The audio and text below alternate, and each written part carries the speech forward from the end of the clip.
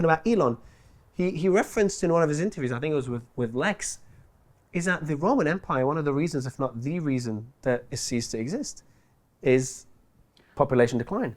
Well, they introduced taxes. There's speeches that are recorded where they cite, if you only had one child, I think you paid maybe a 25% tax premium. If you had no children, it was a 50% tax premium. Wow. And you also lost your retirement rights. That was the Romans trying to reverse birth rates, and it clearly it didn't work. None of these things, pure economic policies themselves, do not work. That's clear. But what about the risk? Sorry, just going back to the question though, is there a risk that if we head down that path, it could be a lot worse than what even we're warning people about? We're warning about societal change, societal structure, cultures, cultural change, economic, the whole way the economy functions is going to change. But could it be even more severe than that? I worry that there will be a gloom.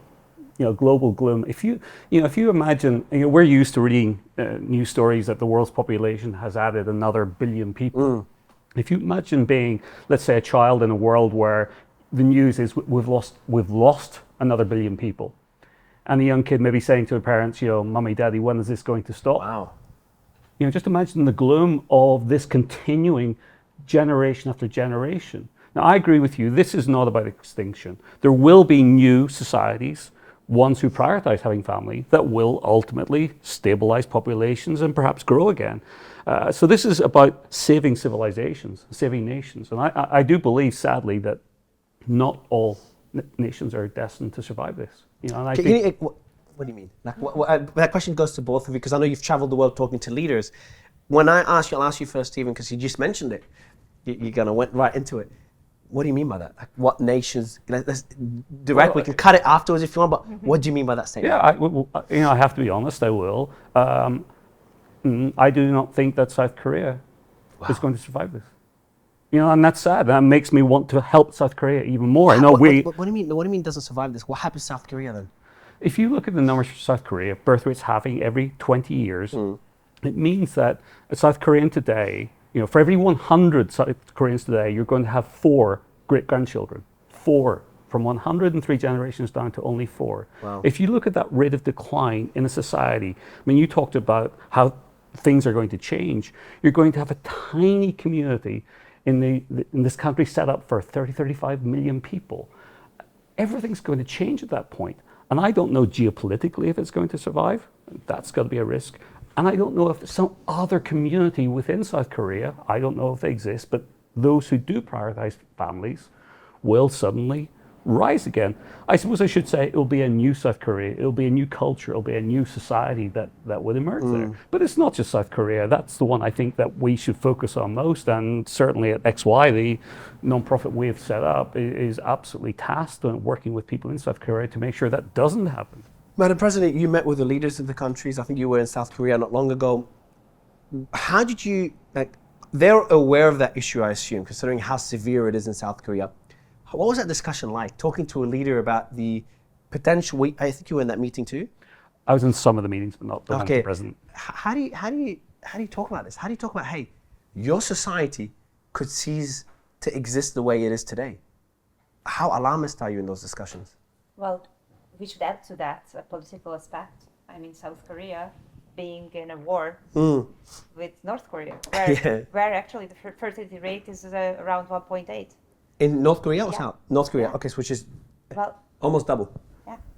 And so more than double, yeah. So just, I don't even comment it. It's, just think about it. If in long term, it really is for them very alarming. And the president himself, with whom I also met, he declared a national emergency situation because of. When did he do that? Recently? This year actually. Oh wow! It's a state of emergency on the population decline. Yeah, that's the first time a country does this. Exactly. Was that after your meeting or before your meeting with him? Before. Okay. I was thinking you caused a state of emergency in another country. But yeah, please, continue. But so they're aware of the fact. But what was very interesting, for example, they were really very much interested in my views. So we had good discussions with the Korean leaders. And the city of Seoul, for example, I met the mayor, and it's a city of 10 million people, so it's quite an beautiful city. And with the lowest fertility rate. So it's even lower than that of South Korea. That's a one Yeah, 0. What's 0.5. wow. Yeah, it Wow. really is. I mean, can It's you like in imagine? 20 years, like if Seoul does no immigration, no people coming But to Seoul. Mario, I mean, imagine like being the leader of this city, which is the flourishing city, the economically so powerful, and I mean, people really having fun also in Seoul. It's a great city, but in the meantime, having this tragically low fertility rate. So That's scary. that he even invited me to be some kind of counselor in this issue because what they realized, the way, for example, I speak about this topic, is that I speak about families all the time. I speak about children because it's not just a demographic problem. Let me again refer to the climate change. I don't like when the climate change activists just make you fear about everything, but you don't have any chance to act. I like when they tell you that, okay, that is a serious problem, which I agree with, but you do your part. You can do something against it. So you can actually do something, act. Because people do want to act also. So I think that is when family comes in the picture. And then why you start asking, what is the reason why, for example, Korean young people end up being childless? And how can you help them? And when they say, for example, it is housing, then then you can then think about trying to solve the housing problem. But I would rather say, and that is why I am also grateful for this opportunity of touching up this issue, because you also have an audience at childbearing age, let's say, and it's only up to you guys. If we have done our part, we cannot change anything anymore, and I think it's up to you to start a real discussion, global discussion about this issue, and you yourselves, you raise the question how you picture it, how you picture your future, and I think there, I mean, being again a mother of 2 teenagers and one 20-year-old boy.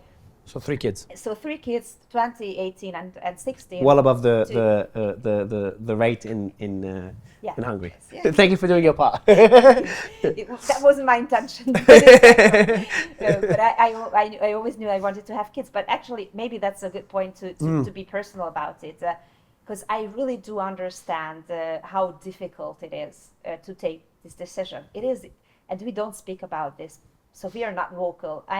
Me being let's say a woman leader, first woman president of my country, I always started to speak about this issue and encourage young girls or 20-year-old or 20-whatever-year-old girls and boys also not to be afraid of getting committed and having children, because I remember myself being in my 20s, already being married, and then being reflected with the fact that well, it's not that easy. I was a well-educated woman who just started her professional career. I was in diplomacy back then.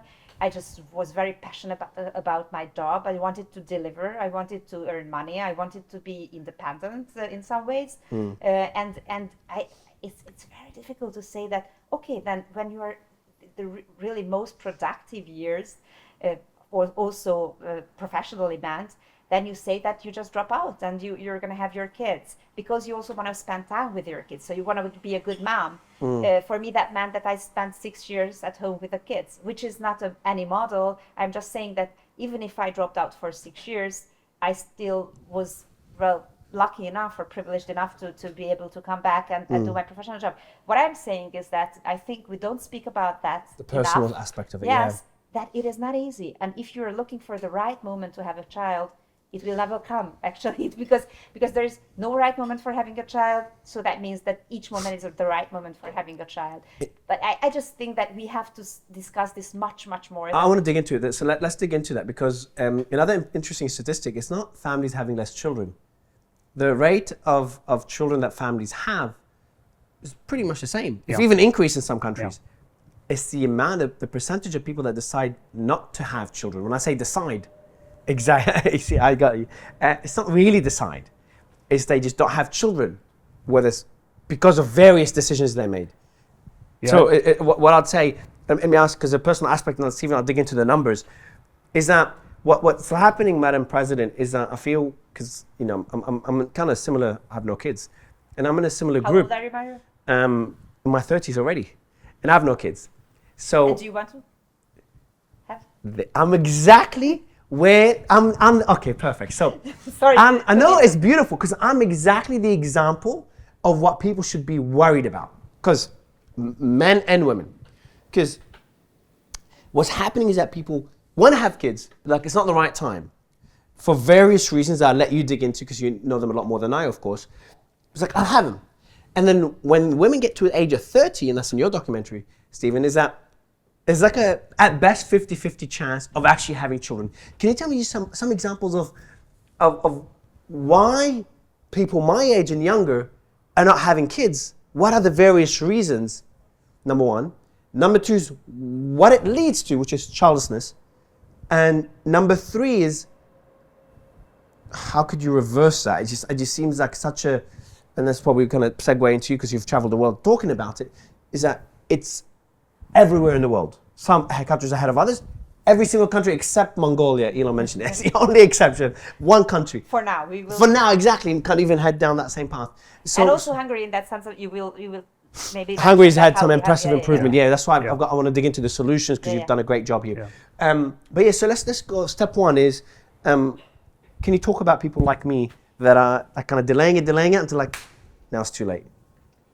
So first, I really do respect everybody's decision about not wanting to have a child. That's fair. I mean, I don't even want to convince anybody, even if my personal experience is that the most important thing in my life is our 3 kids.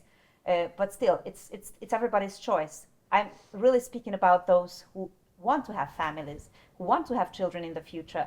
And I really do understand that this is a difficult decision, because I always ask also the young people with whom I meet, and we also did many researches and so on, and we realize that sometimes it is because of financial burdens. That happens also, lack of housing, or you can always say, I don't like to say things like, that our grandparents' generation, they even had kids during the war, World War II, and so on. It's I mean, even if in war situations people decide on having children, why wouldn't you in this welfare society? I mean, it's not really financial.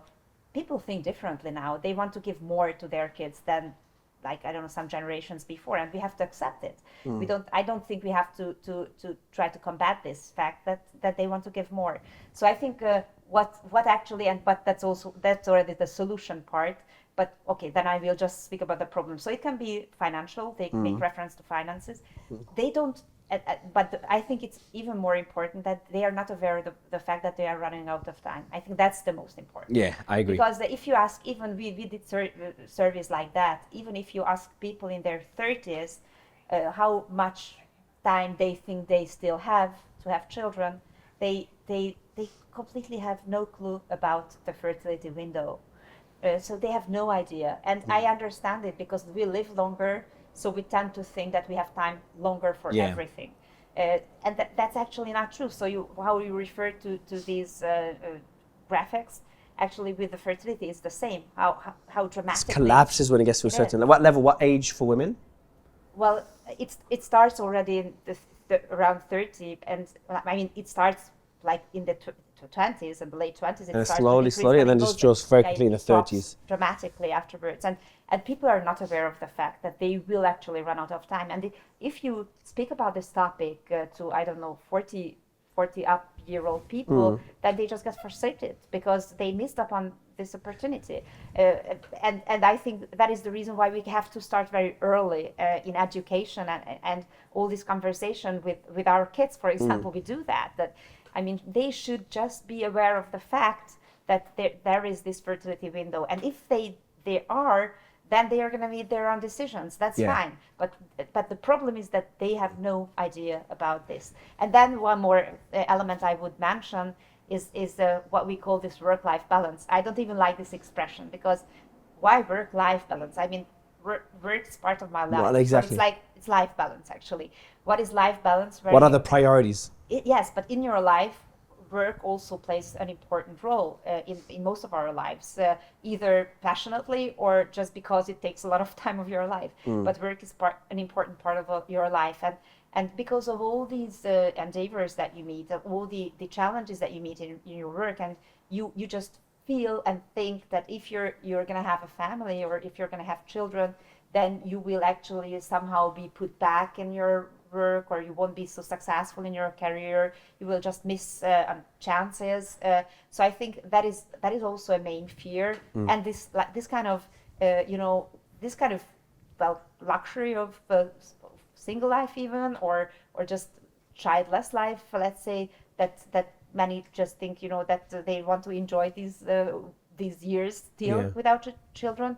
And of course, I mean, it's up to everybody, but that's only that they have to know that if they do so, they decide like that now, then they might most probably not have the chance later on to make So like it'll be too late. But the numbers. So you've talked about it from a personal perspective, and Stephen, you've mentioned numbers in your documentary that were pretty concerning. It's like, out of the people that don't have kids, childless, it's not really by choice. That's why you kind of got triggered when I said they decide not to, and rightly so, because 10% of them by choice, 10% of them, correct my numbers, 10% of them by choice, 10% of them because of medical problems, and then 80% of them, they regret it. Can you tell me more about these personal stories around the world of people that decide? And I think that's where it's going to hit the audience hard. It's like, you're a similar boat as me. Like, maybe I'm not ready to have kids. But then you get to a level where it's like, it's too late. I'm going to go get a napkin in the meantime. Sure. So, I mean, this was the aha moment for me about a year and a half into doing my research, just showing the documentary. There was this realization that, well, first of all, I always believed there was going to be some common connection. It couldn't just be random coincidence that birth rates started falling in Japan and Italy and Hungary and Germany all at the same time around the early 1970s.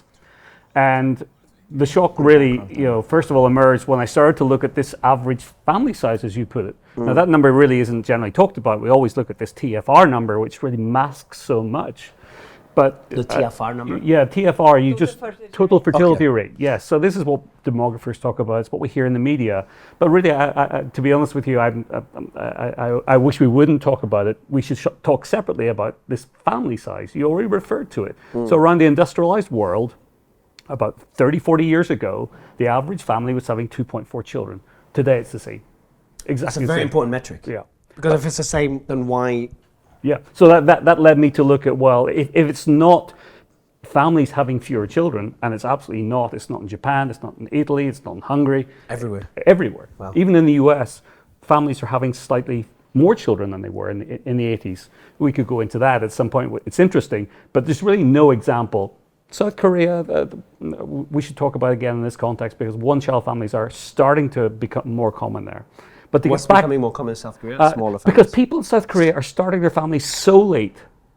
They're not able to have enough kids. They're only having one. It's obvious that they're running out of time. So they have double two-pronged problem. Right. Smaller families and more childless. That's why it's so low in South Korea. Yeah. That's the problem. But everywhere else, the issue, to get back into your question, is to do with childlessness. And childlessness rates right now are heading towards 40%.